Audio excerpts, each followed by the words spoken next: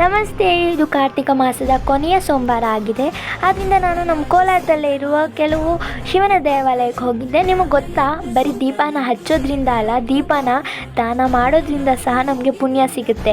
ಮಂತ್ರಹೀನಂ ಕ್ರಿಯಾಹೀನಂ ಶುದ್ಧಿಹೀನಂ ಜನಾರ್ದನ ವ್ರತ ಸಂಪೂರ್ಣಾತಾಂ ಯಾತು ಕಾರ್ತಿಕೇ ದೀಪದಾನತಃ. ಅರ್ಥಾತ್ ನಾವು ಕಾರ್ತಿಕ ಮಾಸದಲ್ಲಿ ದೀಪದಾನವನ್ನು ಮಾಡಿದರೆ ನಾವು ಎಲ್ಲ ವ್ರತಗಳನ್ನು ಸರಿಯಾಗಿ ಮಾಡಲು ಸಾಧ್ಯವಾಗದಿದ್ದರೂ ಸಹ ಪೂರ್ಣಗೊಂಡ ವ್ರತದ ಸಂಪೂರ್ಣ ಉತ್ತಮ ಫಲಿತಾಂಶವನ್ನು ಪಡೆಯುತ್ತೇವೆ.